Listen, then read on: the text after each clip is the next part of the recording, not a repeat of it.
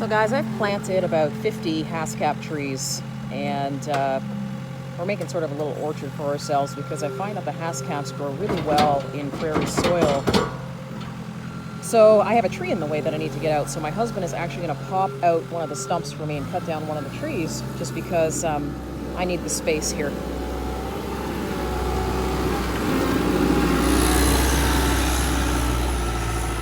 I've planted 4 rows of them, and I've just got one tree that's actually dead that's in my way.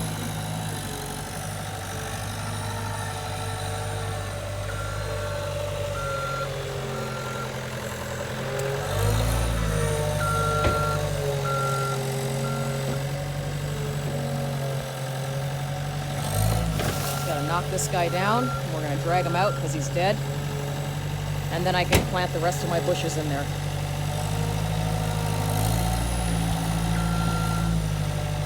He's got some pretty deep roots. There you go. Just take a walk to the end here and turn around so you can see the rows. So, see if you can see down here. I've been out for the weekend prioritizing planting another row of Haskaps for us.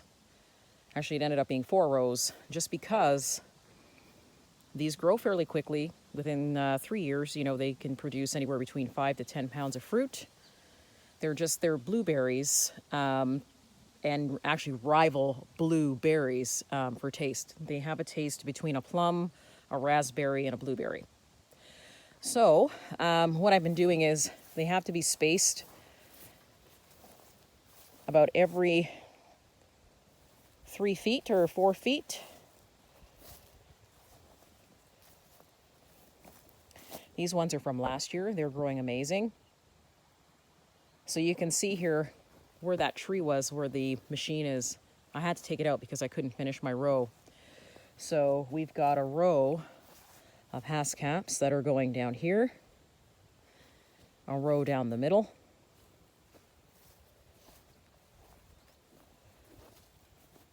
and we have a row here.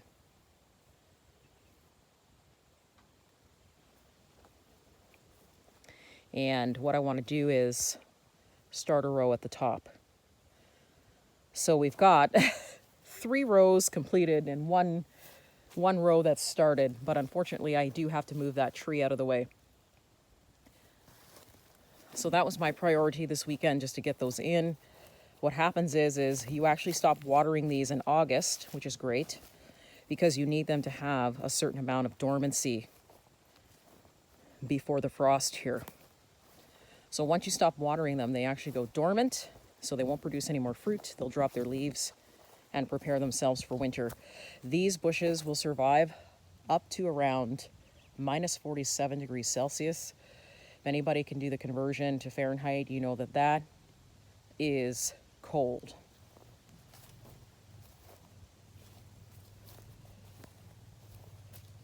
So what I've done is I've just surrounded them, the bases of them, with rocks.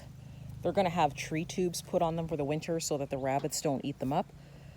But just in case, until I lay the fabric down in between the rows where we can sort of keep the weeds down, if you're weed whacking, you're going to at least be able to see where the tree is, because they're just little saplings and they're really hard to see.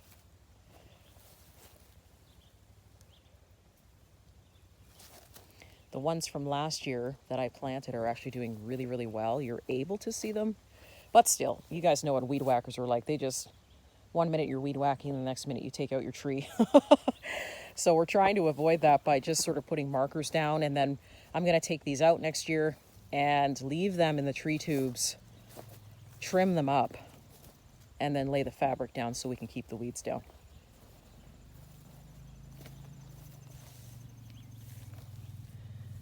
Really hardy trees.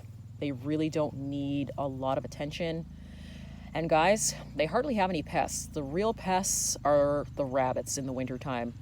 And the deer. I didn't cover these up last year, and I don't have it surrounded by any deer fencing, and the deer didn't even chew these down for something to eat. So that was a miracle.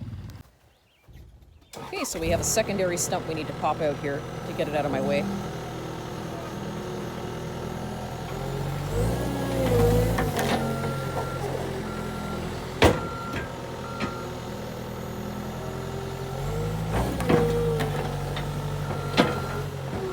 beats trying to put shovels down here and dig it out by hand, that's for sure.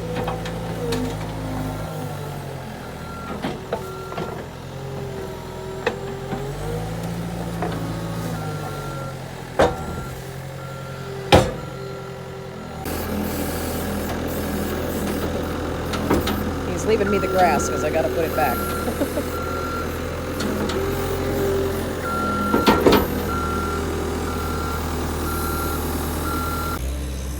Okay guys, so you can see now sort of where the stump has come out of. And once I finish digging in my trees here, then I'll put the grass back. But we are going to take down one more scraggly little tree that's in the way of my orchard.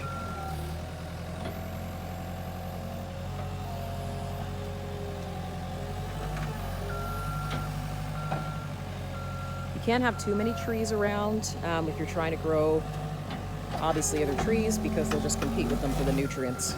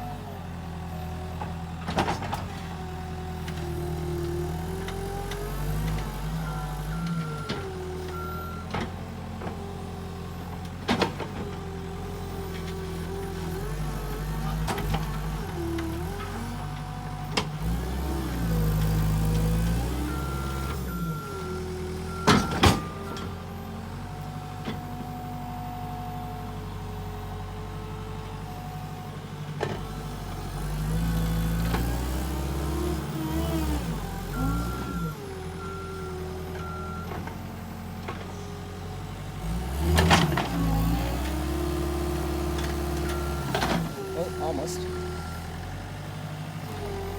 There we go.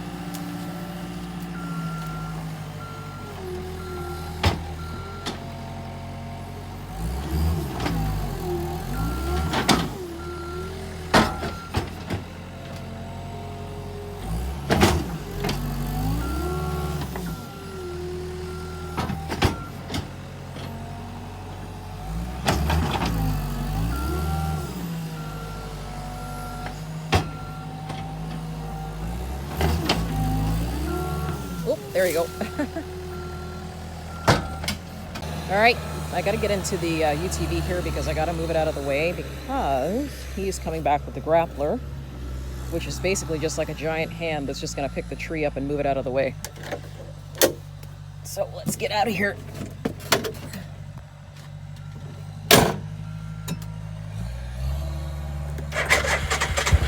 Baby. This.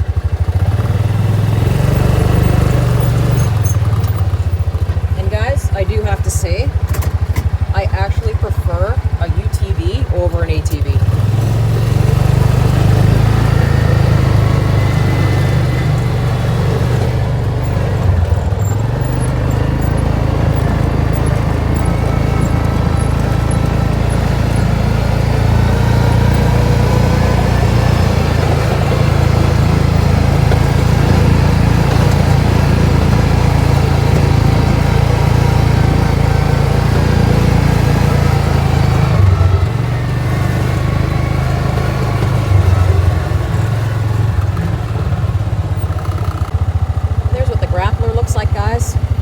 Gigantic hand. I can just pick up trees and just carry them to wherever you want.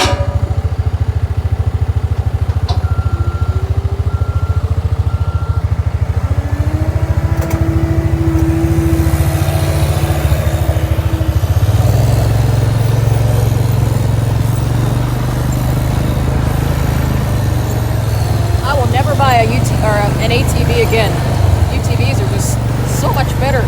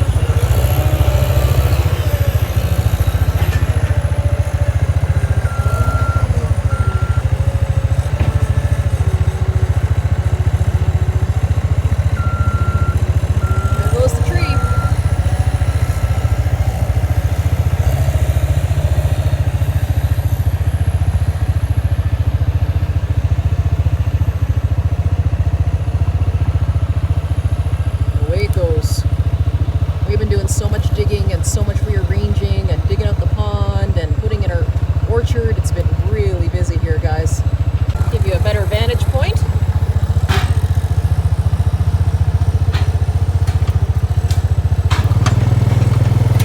Just gonna push those back in the woods for me, and away you go, guys, and then you just keep going with whatever you're doing.